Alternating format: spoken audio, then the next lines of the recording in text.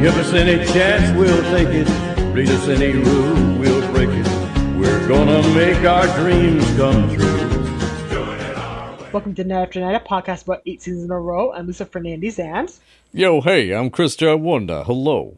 And we're ready to rock, baby. This is the rock and roll show from season 8 of Laverne and Shirley. Directed by Chris Thompson, written by Jill Gordon. I'm sure Chris has got some facts going on about them. Yes, I do. Yeah, this will be interesting because I believe this is our last Jill Gordon episode. Yes, I think it is. As a matter of fact, we're running very close to the end of the show, so we're going to have very few credits coming up. So this probably is our last episode. Here's what it's about. To cheer Laverne up, Chuck plays forth with a tune from his harmonica. The music makes Laverne praise him to the high heavens, and when he learns about how much Bob Dylan makes per gig, he considers the possibility of a career switch. He scouts up a bunch of fellow musicians from the ranks at Ajax. The scientists play gentle Baroque music instead of exciting rock numbers. Further practice takes them in a more marching band direction. Laverne tries to encourage Chuck to keep the idea as a hobby, but learns that the whole gang has quit their jobs in the hope of musical success. She marshals Carmine to help turn her guys into a crack squad of musicians, and Squiggy to land them a gig. Squig does indeed come through, but they have to reform in 20 minutes. Unfortunately, they're filling in for the Rolling Stones. Can the abruptly dubbed a bunch of guys from France become rock stars?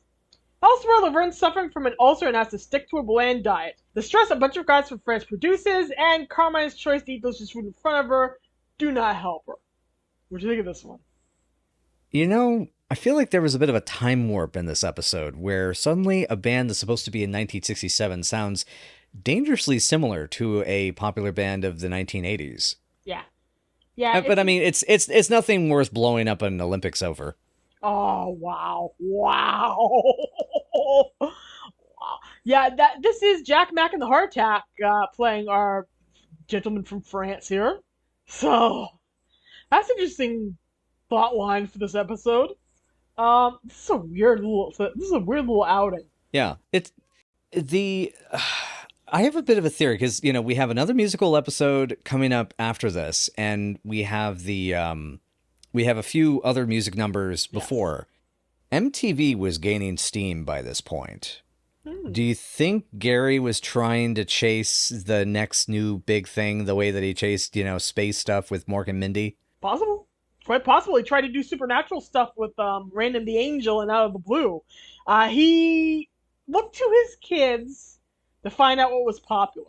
And his kids, you know, gave him feedback about what they liked and what they wanted to see on Happy Days and Mork and Mindy on Laverne and Shirley. That's quite possible. We do have we have 2 more musical episodes that you haven't seen yet at this point. Oh, that's right. Yeah. Yeah. So we got a lot of music coming in towards the end of the series and the end of the season. So that's quite possible. For me, this is just like an odd episode. It feels like they felt the need to write Chuck out of the show. Due to the juggling that went on with the episode order and the airing order, he's going to be appearing one more time in the next episode we're about to cover. And he kind of gets a big send-off here.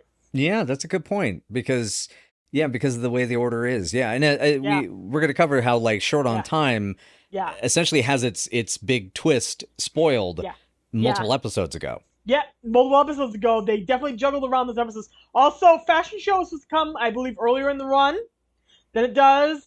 It was booted down due to the fact they had to completely rewrite the season due to the tragic passing of Larry Breeding, as we've discussed before. Yeah, so yes. I didn't think of it in that case. Do we know if this was produced after Short on Time? I have no idea what the production order was. I know the written episode order was entirely different. I know Baby Show was supposed to happen way before because we had a bunch of episodes that were written and were pre-written featuring Shirley in the hope of getting them up and out and together before Cindy Williams had to go on maternity leave. So that messed up the whole episode order in the first place. And then Michael leaving messed it up even more because they had to scrap all the Lenny and Squiggy plots they had, or most of them, except one survived.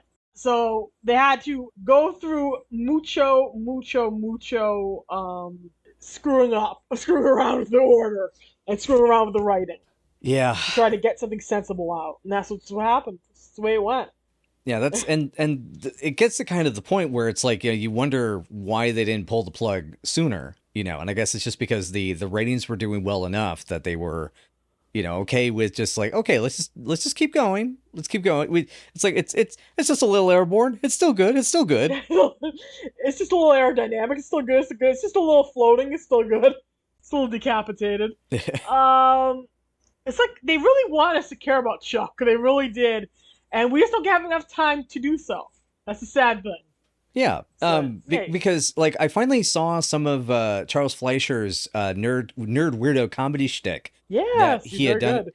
and it's and he pretty much perfected it in the stage comedy that he did before he got cast on the show, and like you could totally see why they hired him. Like clearly, even though I think as we've talked about before, they sort of posit Chuck as sort of replacement Lenny, and it doesn't kind of work. Chuck as his own character works really well. Yeah. Yeah, and actually seeing him get to bounce off of the boys would have been a blast. Yes, it would have. Honestly, Chuck could have been a whole different kind of nerdy dude for this show. He could have been this extremely cerebral kind of guy who's into geeky stuff, but also hip and cool into rock music, and into the hippie fashion, and into loves his animals and all that kind of stuff. They could have gone in a whole different direction with him, and they just didn't have the time. Season just doesn't have time to develop him. He just kind of exists and then he's gone. Yep. But hey, at least, right out the gate of this episode, we get to see him with his harmonica. Yes, his harmonica, which this is a genuine Charles Fleischer skill. He did this before he was on the show. He was on Welcome Back, Kotter as a replacement Sweat Hog, because they were losing Sweat Hogs because John Travolta, his career went to the stratosphere between Carrie and Saturday Night Fever while the show was running. So they needed somebody to come in for him. And they need somebody to come in for I do believe that Ron Palillo was trying to launch a career at the same time. A lot of stuff was happening, but he was a replacement Sweat Hog for a while. Interesting. Ironically, since all I can think of is David Lander going, that's a Sweat Hog joke about being offended about scripts. But this is a genuine Charles Fleischer skill. He can honk on the bobo. That is one of his skills, and he's very good at it. And then we have how did they get this past S&P? My first instrument is a tuba, but I can't carry that around because it leaves a big bulge in my pocket. Boom, boom, boom. I love the notion, though, of Chuck as a tuba guy without going to the smutty direction of it. Oh, yeah. But, yeah, that was pretty filthy. That was impressively filthy show. This is an impressively filthy season between that phallic cactus and the horrors of what the hell's going on in Monastery. And, yeah. Oh, yeah. Yeah, we're trying to compete with the A-Team with smut, and the kids just are gone. They're watching Square Pegs. They're watching everything on NBC at this point, so they're pretty much playing to an empty room with stuff. Yep. I love that Laverne's completely innocuous support of Chuck's skills is what launched this idea, off the pad and into the sky. It's like, sure, he's talented. He's very talented, but I wouldn't hang my entire career, which space is going to be extremely lucrative. Laverne's going to be making more money than she has in her entire life with this thing. Even though she says multiple times that the pay isn't that great. It has to be better than it used to be. Oh, yeah. It has to be. So it's amazing that they want to give up these guaranteed steady paychecks to go be artistic. And that, knowing what I know about where Carmine ends up, that is kind of an aspect, a strange aspect of season 8 is the whole like follow your dreams, make your dreams come true. Yeah. But which feels in stark contrast to the interesting thing about season 7, which was about them not settling, but realizing how happy they really were in the situations they happened to be in. Yeah. That they love their friends, they love each other. They're coming to love their jobs, to love the people around them, and then it's okay to be heading towards 30 and not married or not having the big goals down. Yeah, exactly. So, yeah. The funny thing is, everybody gets to make their dreams come true except for poor Laverne. That's the sad thing. Oh, but we'll get there. We'll get there. We'll get there. Yeah, we'll see what the reunion show does. We'll get there too. Poor Laverne and her ulcer, which really doesn't really exist for any reason other than just drive mild comedy. It's not that funny of a subplot. I like how you say mild comedy, because it's like, if comedy is spicing, This is bland, watered down mayonnaise. Yeah. Yeah, it is. What's the mildest spice I can think of? Gosh, parsley. It's a tiniest little pinch of parsley. Yeah, it's a pinch so small you feel it in your fingerprint and then it leaves your hand. Yes. Devolving into nothingness. Exactly. Nothingness. We get some abnormally loud cheers for Laverne when she enters this episode as well. I noticed that, yes. Yeah, and my note is even, and the crowd goes wild. Yay! Congratulations on your new ulcer. Thanks. An ulcer is nothing to be ashamed of. Many famous people have had them. I love that she lists off all these people and goes, wait a minute, those people are all dead. Yeah! So would be. It's like, poor Laverne. You gotta pity Laverne in this episode. If nothing else, you gotta feel bad for her. She's sitting there like, suffering physically, suffering emotionally, and her ears are now in pain. So all of her is suffering. I love that they snuck that fart joke by the senses as well. She put out any more gas, any more air. She didn't have to call the gas company.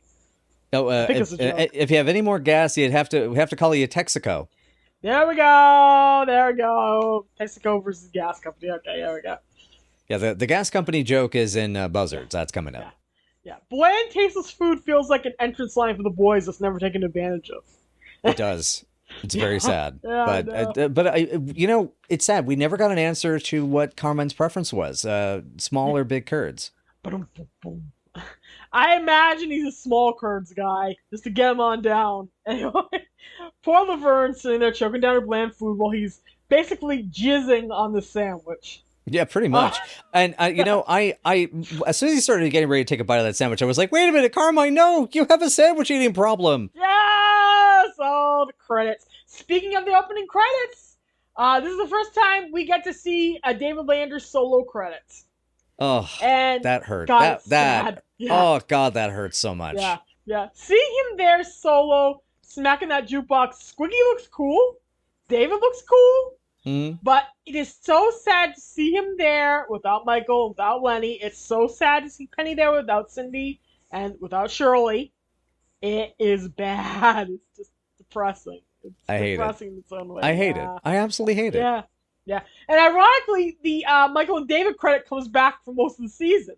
You very rarely get to see that solo credit. It is a strange one. Yeah. I think Michael was just billed in name only for all the episodes that he owed them that he didn't end up having to do because he got an agreement going with Gary, I think. Right. Yeah. Well, but anyway, I was going to say, though, with back to Carmine, I guess he had to end his good guy streak at some point, right? Yeah. Oh, yeah. Oh, wait till we get to another episode in this season. Oh, no. You're not going to like him in one particular episode in this season. Yeah, he's just being kind of mean here. Just go eat your sandwich in your apartment, dude. Yeah. Go eat it with Susie. Go eat it up there with her. Or eat it off of her. I don't know. Oh, boom. That probably would have made her birthday better, but that's also another episode that we're doing soon. Right. Okay, I also then have to comment, though. When Carmine stops Laverne from eating the sandwich with his hand, because there's the moment she distracts him, this whole back and forth distraction thing, and she bites him, I put in all caps that Bruce Campbell faced. Yes, he does. Yes, he does. He makes multiple Bruce Campbell faces during the spate of episodes. He really does. It happens again. It happens again when he slides across the floor while trying to convince the guys from France to get down. Mm-hmm. Carmine can't get up. Yeah, a bunch of Ghost Story. Yep. There's one really great scene in Ghost Story where he does that. It's funny. And I love the line, "If I die, I want Italian hero written on my tombstone." Yep. That's a good one. Oh, Laverne. I actually did write down Viz Carmine being a jerk, smashing into his face, Laverne. And as soon as he's on his way out, then it's cue Chuck. Yes. And look at Chuck's outfit. Oh, man. It is so mid-60s and it's so hippie. That is a rare example of good costume design for this era that we're supposed to be in. It's supposed to be 1967 in the season. So let's enjoy it. Do you think Charles just insisted? Possibly. It's possible. You never know, considering the egos and everything going on backstage. What was happening with the wardrobe? Because I know Cindy and Penny got into dust-ups with the wardrobe folks at certain times. Yeah, that gets called back to another couple episodes. Yeah. I actually wrote down Chuck is full on late 60s-ing. He's a monkey. Mm-hmm. Mm-hmm. He looks like a monkey. He really is. He looks like a head era monkey, and it's kind of great. God, yeah, you were totally. Yeah, now that you say that, now I realize why that look was familiar. Okay. Yeah, it's exactly what he looks like, and it's kind of terrific. I wrote down G's Laverne, maybe kiss him, that'll be better. Right. The man's mouth being his castle, my mom suddenly called out, that's stupid. That is the point she started to turn on this episode. That's a stupid line. I turned on it a long time ago. Oh, God. And this isn't, like, the worst episode of the season. It's not even the worst episode in, like, the home stretch of the season, but it's just bad. It's still bad. It's a joke fall flat kind of thing. Yeah, and yeah. Like when you have, I will tell you something. I have been at shows where they've played music, like the nerds that come in. You know, when Chuck first brings in his band, a bunch of guys from France, and they play. Yeah. That is loud. That is loud in a small space, especially in an apartment. I've recorded a band here locally. That's why I called out Shervona. Is that you?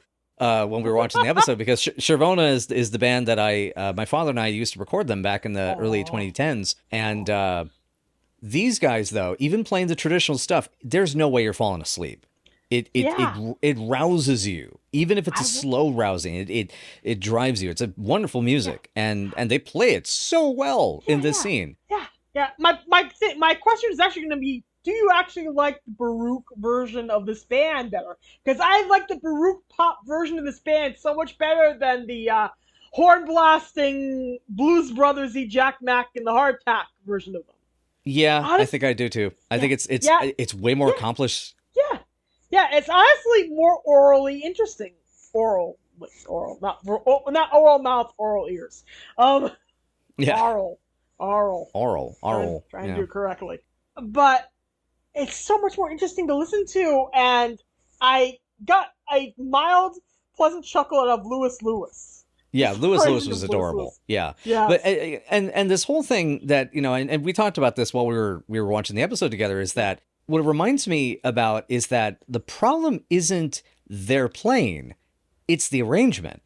And a good arrangement's going to know when to introduce certain instruments into the moment, basically. Yeah. Because you can't one-to-one adaptation here, you know, especially not with this level of music genealogy, you know, jumping steps. Like taking a really heavy blues track and converting that to 60s rock and roll, that's an easier jump. You're not making as many, you know, steps and like the scales and things like that, or even vice versa. But if you're taking, like, say, you know, Black Sabbath's Paranoid and putting it with a full orchestra, like a full, like, you know, 30-something piece orchestra, there are jumps you got to make. And arrangement is a big component of that. And the fact is, this arrangement is so much better to listen to. That's ultimately the thing. And the Deus Ex Machina, we get towards the end of this episode, the double Deus Ex Machina kind of drives me nuts. Oh, no, it's very, it's the out of left field that belongs more in a parody movie. Yeah, that feels like some kind of joke that somebody would, Frank Drebin would do this. Frank Drebin, let's just put it on the table. Yes. Papa Harley would do this, Frank Drebin would do this. The two of them would do this. Yeah, or the other person that would do it is Ron Burgundy. Yes, Ron Burgundy. And he would be magically accomplished just like he is with his flouting. Mm-hmm. And it's like, that's exactly what would happen. It feels like the show was almost mocking the viewer in a way. I don't want to be mean, but it really does. Yeah. Anyway, but then you have Carmine teaching them to do rock and roll, which is kind of cute, you know, and him doing the power slide. Yeah. Carmine will now crawl to his apartment and pull the splinters out of his beautiful knees. His poor beautiful knees. I have even less experience with them. Look, I don't have time to teach you everything. Yeah. That was good. It's a case of it's very cute and it's very frustrating. My note here, though, is noticing that Chris Thompson directs the hell out of this whole sequence, though, the whole rehearsal sequence. Yes, he has fun with it. You can tell he's having fun. Yeah, like the coverage is coming in, the blocking is solid, and he knows how to use edits, because even though there's a few edits that are, I think, syndication edits with like showing how to use the guitar. Oh, yeah. The edit does cute reveals in the process of some of those cuts, though. Yeah, it does. It really does. I was going to say, notice that we have them rehearsing two songs here. They're rehearsing Louie Louie. We show Carmine showing them how to play respect, and instead they come forth with "Your love keeps lifting me higher." And Yep. it's like, huh? How did that happen? Mm-hmm. What? Huh? Huh? I think the idea is that they're playing by ear because Yeah. they're quote unquote geniuses, Yeah. and Yeah. therefore they're able to deconstruct the song they heard on the radio on the way over. Yeah. They're musical savants, basically. So that's Right. what we're thinking about. We get marching band Louie Louie. The thing is that the Baroque pop version of them would have been so popular, like around in the Woodstock era. Mm-hmm. And in the just post that in the early 1970s, when you had Strawberry Alarm Clock, when you had the Association, Mm-hmm. like the Left Bank, which Michael was in the touring version. Yeah, that's right. That's right. Yes. All of these bands would have laid a foundation down for this kind of music being popular, and instead they're kind of playing against the grain. They're playing Blues Brothers, full-on horn-laden, soul-strutting rock. And that's not going to come back into fashion until the 70s. Mm-hmm. Oh, and pretty late in the 70s, like 75, 76. Yep. Like, Yep. 76, 77 is when it starts getting big again. Yep. Because of the Blues Brothers. We had stuff like in the 60s like this, though. In the earlier 1960s, I think that about 64, 65. When was Sam and Dave big? Because Soul Man, the original Soul Man, is the kind of sound they got 61, 70 was their kind of heyday. Yep. Because they're kind of doing a Blue Eye Soul version of the Isley Brothers and them. Yeah, okay, I can hear it. Yeah. But they're in the wrong era, in the wrong point in time here. It's almost 1968. Acid rock's gonna be getting big. We got Hendrix, we got Janis Joplin, we got Big Brother and the Holding Company. Everything is getting weird and funky and experimental. Even the Rolling Stones are gonna be putting out Ruby Tuesday. That's right. That kind of like acidy, Baroque, poppy kind of music, and they're doing the wrong thing. The first thing they were doing in the first place was right. Mm-hmm. Laverne is wrong. She's so wrong. Because the sound, especially when they actually play on stage at the end, and you hear Jack Mack doing Jack Mack, my mother commented he has, very much like a black voice. And what it suddenly hit me was how the style of it is like Motown, and how Motown inspired rock and roll of the 80s. Yeah. And as you're saying, like the Blues Brothers and things like that. And the thing is, in 1967, 68, the kids that would be raised on that type of music, on soul music, on black music, basically, rhythm and blues and soul and all that, they hadn't matured yet. So all the rock and rollers were still a bunch of freaking honkies. That's the thing. Pretty much. This is when the era, we're at least a little bit past the era when they would hire Pat Boone to sing the whitest version of Tutti Frutti possible so you could play it on the radio for white people. Oh my God, I forgot about that. Oh yeah, that happened. Oh, that's God. Yeah, because my dad told me a joke about that once. Oh my God. Yeah. You haven't lived until you've heard his extremely precise phrasing. and then compare it to the blistering, we're going to church and we're having fun at this juke joint soul of Little Richard. It's just like, well, Carmine's sitting there with his big elaborate sandwich, and Laverne's sitting there with her curds and whey. So that's the basic comparison. Yeah, exactly. I don't know. Maybe that was Thompson saying he was aware that this wasn't working. But anyway. Possibly. Gosh. So as we get to man, I'm actually realizing I'm already halfway through my notes and we haven't even actually really dug in. Okay, anyway. Yeah, digging in. I got more. So we have get the drum off your face. What is the matter with you? They're still rehearsing. Don't play with your nose. Stare off into space. That's what all bass players do. That's a really adorable little touch because I have noticed that. I did not like the hide the drummer thing because he was fat. It was more fat shaming bullshit. And fuck that noise. And then the horns looking at the tennis ball. Don't skate in place. You're going to hurt yourself. And then they go all at once and fall apart. And my note is, you know why? Because you gotta arrange the tune, man. Because, there's when you watch a band play live, there are the moments they kind of feel from the rehearsals that they come in at the right points. And the thing is, these are nerds, engineers. They're going to understand about how well you have to get things to a certain temperature. And at a certain temperature, it does this. You basically just create science analogies. Yeah. So, yeah, that's another thing they don't take advantage of. they don't take advantage of that at all. Of course, Laverne wouldn't know that. But, I think Chuck wouldn't be able to translate that for her. Yeah, exactly. So, and that would yeah, actually makes no be a sense. funny thing Yeah. of her saying a thing Yeah. and he translates it and it takes and so they first go from confused to yeah, okay, Yeah. Oh, we need to boil it. Oh, we need to boil it like a Kevlar thing. Oh, okay, all right. Yeah, we Oh, need to distill this here. We need to create this chemical reaction here. And when we mix this here at this point here, Yep. et cetera, Yep. And they don't do a darn thing. It's just like this episode has weird details that are supposed to be funny, but they're not. It's supposed to be a big showcase for Jack Mack and the Heart Attack, and I don't think this did anything for their sales. Oh, yeah, I don't think so. Yeah. They get 3 long songs in this episode, and they don't need them, and it swallows up so much airtime, and it's so... I still say, man, that must have been, it's like, you don't need MTV, just watch Laverne and Shirley. We're cool, we're hip. It's just too late for all this. It's too late for all this. I don't know, but... The thing is, when the show was at its peak, they couldn't launch a Lenny and Squiggy album. They couldn't launch a Laverne and Shirley album. And, it was never going to happen. If it wasn't going to happen then, it's not going to happen now while the show is dying. No, exactly. I don't know. The people, these are decisions done by someone a lot brighter than me, apparently. Oh, Gary. I love Gary Marshall so much. He stuck exactly one landing. And that was Happy Days.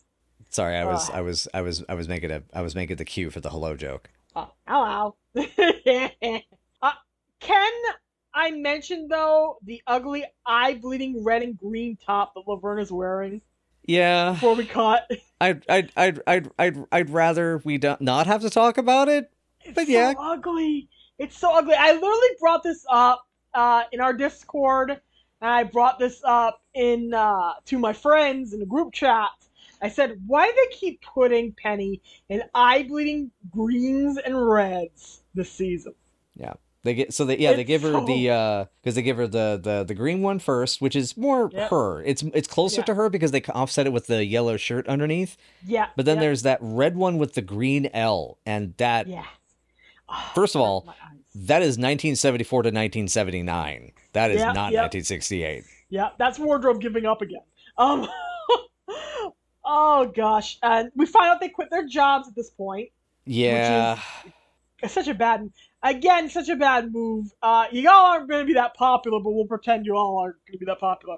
I did like that Carmine was paying tribute to the Queen of Soul there. Oh yeah, that was very good. Yeah, that was good. Wanted to directly mention that. All of a sudden, Laverne can play the piano. That's an interesting detail. And yet she doesn't know how to play a guitar somehow, even though she actually did okay with a couple of chords. I know. Oh, boy. I know. She literally knows how to at least play 4 chords, and that's rock and roll. Yeah. And she can at least do 4 chords. She can at least play it. So I don't get why the show's doing that or insisting upon that. I did like that initial big brass version of Respect. That was fun. That's something the marching band could get off with. In comes Squiggy. We're back to Squiggy in his leather hoodlum outfit. This is his detective hat, so to speak. His detective hat, right? Basically, this is Squiggy at the. I'm an agent running around town doing things, but don't ask me what things I do because that's none of your business. That's none of your business, Hot Patootie. He has ridden to the rescue. He has a gig. They just have to play it now. Yeah, better make that 19 minutes. My watch is a little slow. Oh, Squig. Okay, this is another one of those small laughs that you get out of the episode. Yep. And then we head to that concert hall. Hi, Tom. That is not Tom. That's not Tom. That's not Tom. Yes. That is Bob Perlow. Oh, I thought that. Did all the dudes who worked for Laverne Show just have this look? They just look a little bit alike that way. Maybe that's why they blacked out that one guy in the blooper reel. They didn't want to know. But anyway, yeah. I don't believe that existed. You have to look at the blooper reel. You have to see this. I swear to God, it happened. No. I did. I saw it. I was very confused. Yeah, I watched it after. Yeah, it's bizarre. Future Chris, clip this if you can. If you want to, clip this. Put the blooper reel moment. Okay, put it in there. Anyway, but yeah, that's Bob Perlow. He's going to continue actually being small parts on things that he writes or or just little working gigs, such as in an episode of ER, playing himself in Full House, and so on. Yeah, we actually saw him previously writing episodes of the show, including The Diner, The Most Important Day Ever, with writing collaborator Gene Bronstein. And on this season, he wrote Death Row Part 1. Oof, sorry, guy. But it's kind of cool to get to see him for a brief moment. Yeah, it's cool seeing it. It's cool seeing him. I had no idea that's what he looked like. I thought he was Tom Trbovich. He definitely has talent. He's got talent. We'll ignore Death Row. Death Row could have been worse. It could have been the script version, is all I gotta say. Right. With his awkward anti-Asian jokes. Okay. I Want to Be Superman. That was funny. That was cute. What did Squiggy tell this guy to get them the gig? I don't know. I don't even know. 5 golden records in France. You know, it's France. You kiss them on the cheek to give you a gold record. They're huge in France. They're huge in France, Japan. Yeah, right, exactly. Lie about their, obviously, his resume. They go, well, if they're big somewhere, this will be good. This is ancient B-roll that we get as we cut to the way to the audience. Right, and I feel like I've seen this before in an actual film, and I just don't know what film I've seen it in. I feel like this is B-roll that they took for Happy Days. Because there's a lot of people in 1950s teeny bopper clothing that looks completely out of place in the 60s. That's a good point. Okay, that's very likely. Yeah. Take another look and you'll see a bunch of people in poodle skirts and with their hair in bows and sweaters. Yeah, the sweaters I did notice, but before we move on, we have to mention I've unfortunately have just gotten an update after many years on this earth. Section 5 has passed away. Oh, poor Section 5. Poor Section 5. Okay, so they're setting this concert up as if it's like a Woodstockian wild festival of people just giving birth in the aisles. And it looks like a nice, sedate theater. It looks like frankly the place where Shirley put her play on. It's like I am not getting wild rock festival from this atmosphere, even with Section 5 being born. That poor baby. And the Rolling Stones in 1967. Yeah. Don't know if they'd be playing a small little ho-hum little place at that point. The Rolling Stones were doing gigs everywhere at that point. They were doing like stuff leading up into Altamont. They were doing big park concerts and also small clubs and theaters. So they were all over the place. My mother, good for them then. Yeah, my mother, I think, saw them in a small club around that time. Wow. Like the late 1960s. Yeah, she saw everybody. She saw the Monkees, and obstructive seating in the Boston Garden, and she saw a bunch of acts. She was PA on and off for. Oh man, that helps. Certain musical theaters. Yeah, so that was fun. She met a lot of people. She was a cool woman. Now I'm gonna look and see what the Rolling Stones are doing in 1967. They were touring Europe, apparently. Yeah, that was the year they dropped Ruby Tuesday. Hey, go figure. Hey, and that was the year Let's Spend the Night Together came out. Interesting. And it was shortly after that they went and shot Performance. Hey, go Mick. Mm-hmm. Yeah, you didn't think I was going to get through a Rolling Stones reference without referencing Nicholas Rowe, did you? God, that movie. Oh, it's been ages since I've seen that movie. It was just on the TCM last summer. Yeah, it was. I watched part of it again. Anyway, so, okay, they're getting pretty serious. They're pretty upset about Rolling Stones not making it, and they're serious out there. They're throwing chickens. The sudden bizarreness of them. Oh, this is what you want me to do? Okay. We can suddenly do this now. And all it takes is a quick wardrobe change, and suddenly they look like Jack Mack in the Heart Attack. And they get downward and do it. That's funny. Let's get downward and do it. It actually is funny. The key was always in us. We were just obtuse for no reason. That's my note. Yeah. I did. Go ahead. I love Charles Fleischer's delivery of this line. We can do anything. We are men of science. Yes. I love that too. Good. So good. My big note in all caps is give me a break. This is not 1960s rock and roll. At least they're a good band, but that is a drum machine, that horn section, the soul influence on the white guy vocals. I mean, it goes over like gangbusters, and they even cue the victory song from the end of Sing Sing Sing as well for their taking a bow. I saw a guy in the audience who looked just like Lorenzo Lamas. Oh God. I said, Random Miracles. Oh, Jack Mack, you scamp. It's my note. What else did I say? Oh, I loved that Squiggy's trying to book them in at a Save the Whales concert in Marineland. Wow, David Landor, I know you had to have ad-libbed that, because wow. Yeah. Especially because I also think he gets it wrong and calls it a save the shales, I think is the line. Yeah, and he gets another second chance because he repeats himself. And they kept that in. My God. I don't know why they kept it in. Of course, they instantaneously have an original tune, and this is the original Jack Mack and the Heart Attack tune, which I have never heard before. Sadly, I don't mean to drag this band. They're very talented. Oh yeah, they're very good. Yeah, they're very super talented. But I basically don't know them beyond this this appearance and tragically what happened at the Olympic Park. But they do a good job. They sing. I love that little moment as Squiggy and Laverne getting down together. Aw. Yeah, Did you notice them? I zoned out. It's so cute. I zoned out. They're both doing electric guitar, and they start grooving together. It's really, really cute. It's really adorable. But the band gets too many numbers, to be frank. It's just like, let's fill in the time. We'll just have them sing one more song. There's very much tune that's very much the tone of this episode. Also, I do have a bit of trivia about Jack Mack and the Heart Attack to add on to this. Please, go for it. It was tough to track down individual appearances in films because it's not much on IMDb or anything. The band was also featured on screen a few years later in the Brat Pack gang drama Tough Turf with James Spader and Robert Downey Jr. Tough Turf! Tough Turf! Oh, man! Oh, I like that movie. I didn't recognize them in it. Shame on me. Anyway, yeah, I'm all out of notes, by the way. Yeah, so am I. All right, so let's get our behind-the-camera details real quickly. Okay, so this was written by Jill Gordon. She's credited here for this. She returns from her collaborative efforts with Ed Solomon trying to stem the bleeding on episodes like Monastery Story and helping to craft Playboy Show.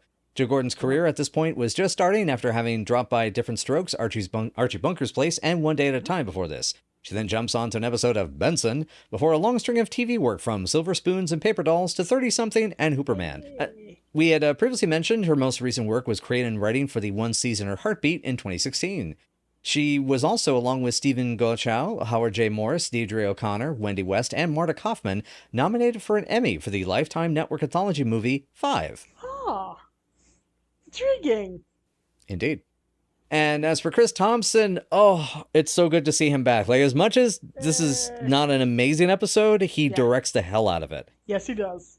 For those that have forgotten by now, which I hope you have not, Chris Thompson was a longtime writer on the show, as well as a producer. And while he's been off busy doing the good work of Bosom Buddies, he has strengthened his skills and grown to be a director as well. As director, he'll show up again for an episode of Point Man in 1995 and an episode of Ladies Man in the year 2000, latter of which he created, actually. As we had mentioned last time we were able to talk about him, Chris Thompson did tragically pass away in 2015 at the age of 63, but he was beloved by many in the industry, including even recent celebrities who owe their start to him. So the persons in question were Zendaya and Bella Thorne. They wow. And he was just, what I heard was he was just a cool dude. And I would not be surprised if this was the case. If they needed the episode, you just call in those favors. You got a script that's roughly kind of there. And, you know, folks are able to jump up. Thompson even helped out Penny again later doing uncredited rewrites on Jumping Jack Flash. He was part of the Rolodex to help save that movie. To help Penny out. That's wonderful. That is awesome. That is so cool. Yeah. But yeah, so we got, you know, at least we get some decent song numbers. We got Carmine doing Evil Dead Face, and we have Laverne getting to rock out and teach people how to rock and roll. How are we ranking this guy? I guess a 3 or 4. Whoa. For me, this has some okay moments, but it's just not funny. I laughed like 3 times during this episode. The music performances are okay, but it feels like a showcase for a band and a character that we don't get time enough to care about. So, yeah.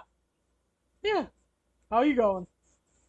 I'm going to go with like a 4 or 5, about a 5, I would say. Yeah, probably like actually, I take that back. A 4 because of the fact the episode is just dumb enough that it takes it down from being just cromulent. Yeah, to me, it's just like, it's okay. It's okay. It could be worse. It could be worse, but it could be better. All right. Yeah. Well, we'll have a quick word from our sponsors and we'll let folks know about what's coming up next, as well as where you can find us on the interwebs. So stick around, folks. All right. Thank you, everybody, so much for joining us for Night After Night. And if you would like to know more, you can find us on Facebook, Tumblr, WordPress, Patreon, or YouTube at Night After Night Pod or Night Af Night PC on Twitter if Elon Musk hasn't blown it up by now. Knock wood. Yeah, knock wood. But anyway, though, my lovely Lady Lisa, you're looking very fashionable. What is coming up next for us? It might be my gigantic cat. Looks like a gondola. Laverne's cute, funny, and charming fashion photographer boyfriend Mike Bailey seems to be a dreamboat. At least until Laverne starts to get jealous over his too intimate relationships with his models. Will she be able to swallow her pride and realize Mike only has eyes for her? This is the fashion show. Well, I hope that we will get a chance to see London, Paris, France, maybe a lady's underpants. Some legs, some thighs, and see who flies. Bye, y'all, and for heaven's sake, don't quit your day jobs if you can't do anything other than honk on a harmonica. You're not Bob Dylan. You're not Bob Dylan. Wake up! And also, Bob Dylan did more than just honk on a harmonica. Yes, he's very good. A very talented singer-songwriter. Obviously. Okay, bye.